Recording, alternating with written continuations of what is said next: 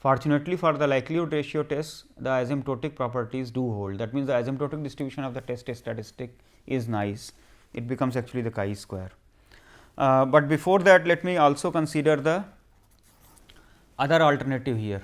What is the other alternative? That is H 4. So, I have considered here the testing problem which is specified by H 1, that is mu less than or equal to 0 and mu greater than 0. Now, let me modify and I will consider second case of the mu is equal to 0 against mu not equal to 0, the two sided alternative. In this situation, we had seen the UMP unbiased test was based on the t statistic. In fact, the same thing, modulus of square root n x bar by s was greater than or equal to t n minus 1 alpha by 2. So, here what is happening? The omega h becomes mu is equal to 0 and sigma square is greater than 0. If that happens, so now let us see. First, we have L hat omega h omega. So, this will be as before, because I am not doing fresh calculations. It is 2 pi sigma omega head square to the power n by 2 e to the power minus n by 2, where sigma omega head square was 1 by n sigma x I minus x bar whole square. Now, on omega h mu is equal to 0. So, there is only one point here, there is no question of further maximization. So, this is equal to 0. If that happens, then sigma omega h head square, which I calculated in the previous case, what was happening, that the value was dependent upon mu only. The value was dependent upon the mu. It was 1 by n sigma x I minus mu square. So, if I put mu is equal to 0, I will get the sigma omega h head square. So, this becomes 1 by n sigma x I minus mu omega h head square, that is equal to 1 by n sigma x I square. So, if we substitute this, we get L head omega h is equal to 1 by 2 pi sigma omega h head square to the power n by 2 e to the power minus n by 2.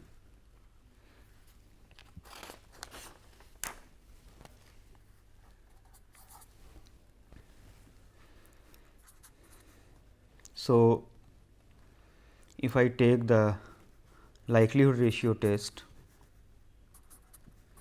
this is to reject H 4 if lambda x, that is equal to L head omega h by L head omega is greater than, sorry, it is less than c. So, this is equivalent to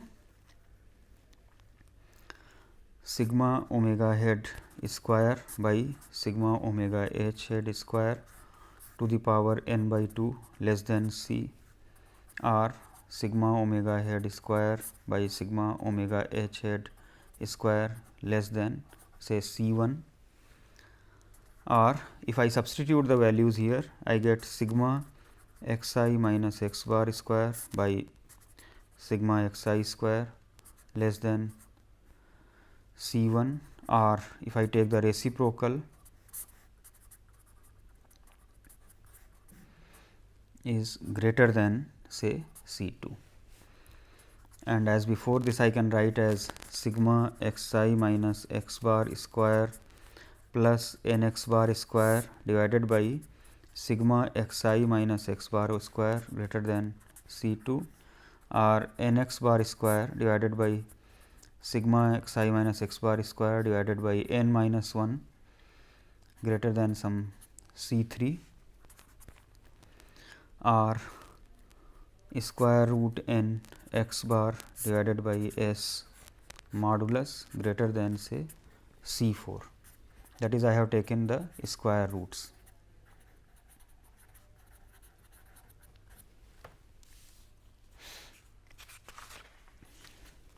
Now, to determine C4,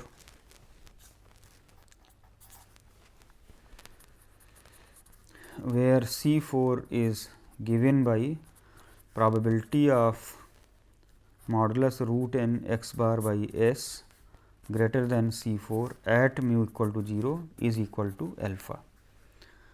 This means C4 is nothing but T n minus 1 alpha by 2, because root n x bar by s follows T distribution on n minus 1 degrees of freedom when mu is equal to 0. Now, so the test has become, so likelihood ratio test is reject H 4 if root n x bar by s modulus is greater than or equal to T n minus 1 alpha by 2, which is actually the UMP unbiased test. For note that this test is the same as UMP unbiased test.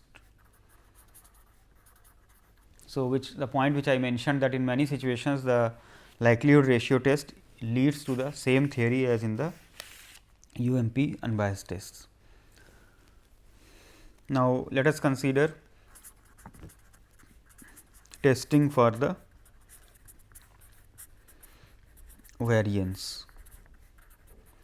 Let us consider say H 1 sigma square say less than or equal to sigma naught square versus K 1 sigma square greater than sigma naught square.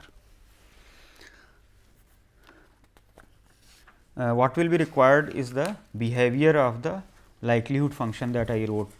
So, once again let us go back to the behavior of the likelihood function, which I wrote in the sheet number 5.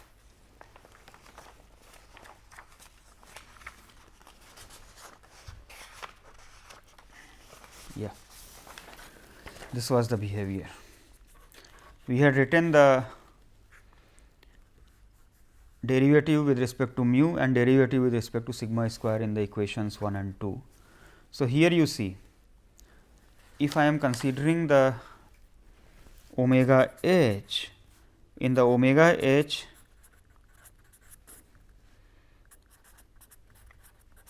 mu is on the whole real line and sigma square is less than or equal to sigma naught square.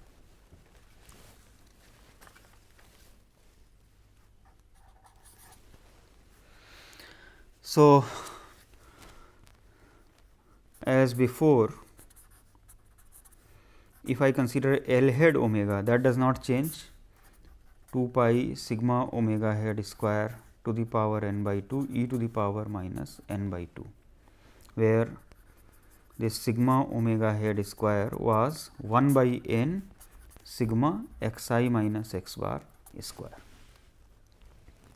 However, if I am considering over omega h, then we look at this behavior here, that is the behavior of log L with respect to sigma square. We have seen it that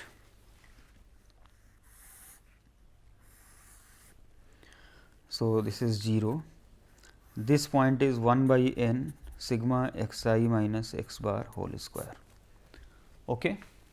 So, this is increasing up to this point and decreasing thereafter. So, there can be two cases. If 1 by n sigma x I minus x bar square is less than or equal to sigma naught square, that means sigma naught square is say here, then the maximum will be as before at this point, then sigma omega h square will be 1 by n sigma x I minus x bar whole square. Whereas, the other case can be that 1 by n sigma x I minus x bar square is greater than sigma naught square. That means, this value is coming here. So, if I am looking at this likelihood function with respect to sigma square, then it is increasing and thereafter we do not consider, because the maximization range is from 0 to sigma naught square. So, this value is the maximum. Then sigma omega h head square, that is equal to sigma naught square. So,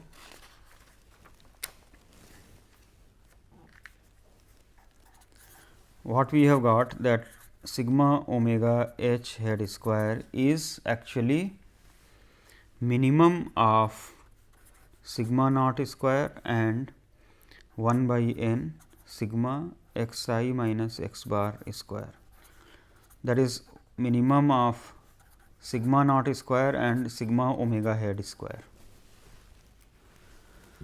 So, L head omega h, that is 1 by sigma omega h square into 2 pi to the power n by 2 e to the power minus 1 by 2 sigma omega h head square sigma x I minus x bar whole square.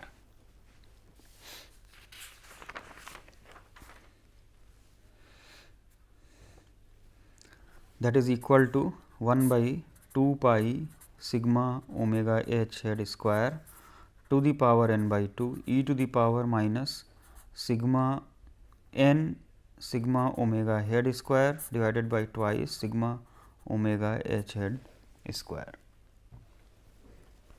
So, L head omega h divided by L head omega, if I take this ratio, it is becoming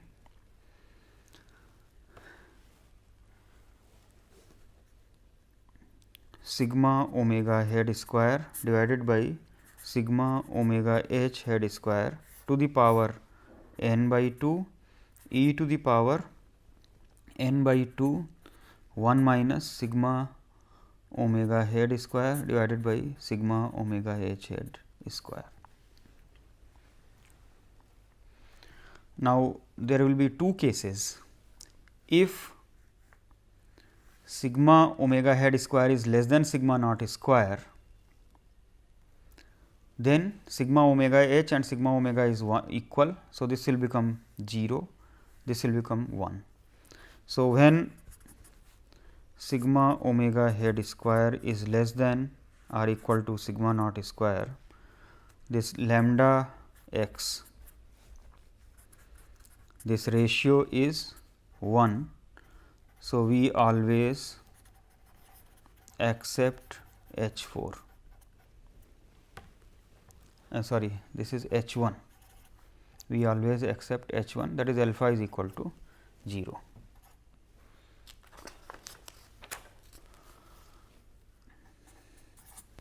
When sigma omega head square is greater than sigma naught square, then lambda x is equal to this value. I write it in the form y to the power n by 2 e to the power n by 2 into 1 minus y, where y is greater than 1. Y is sigma omega head square divided by sigma omega h square, that is equal to actually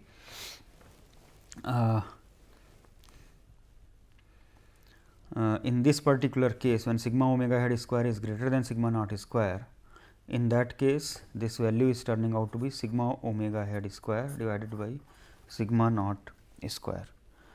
Let us look at this function. I call it say g of y. Okay.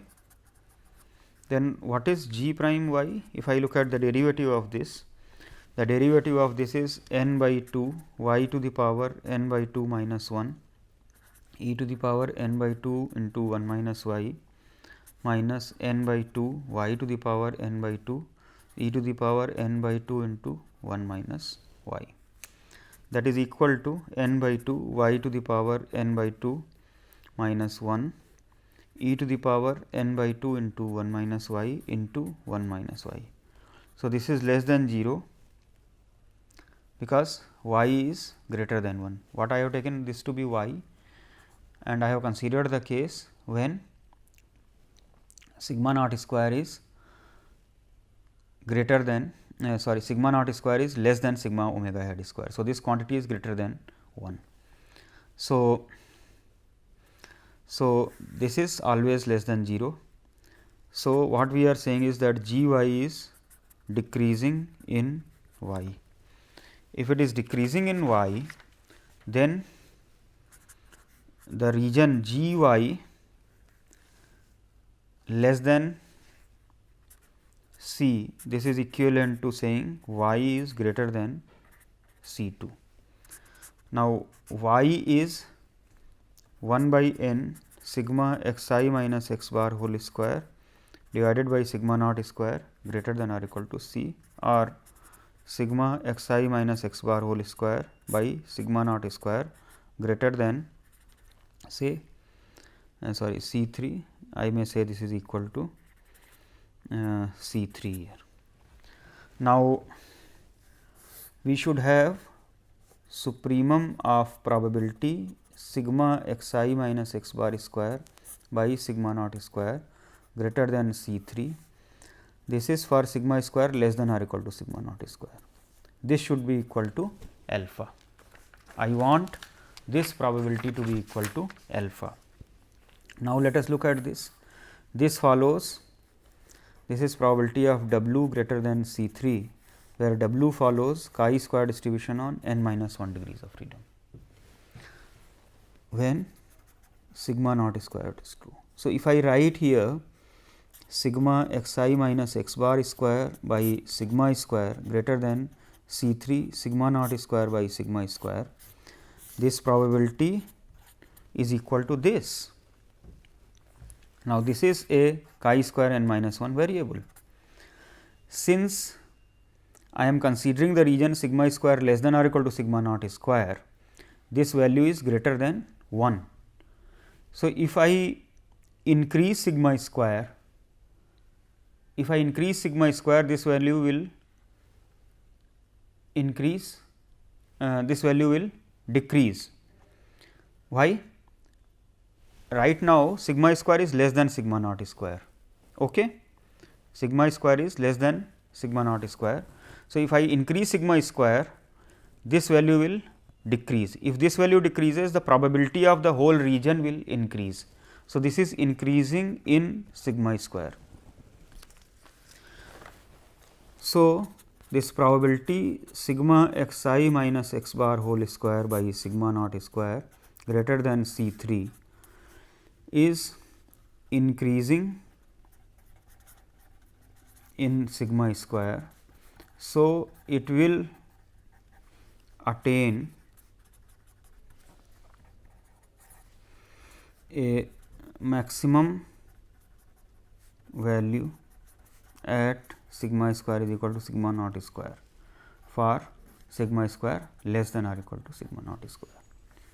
So, the size condition is probability of sigma x I minus x bar whole square sigma naught square greater than c 3, when sigma naught square is the true parameter value is alpha.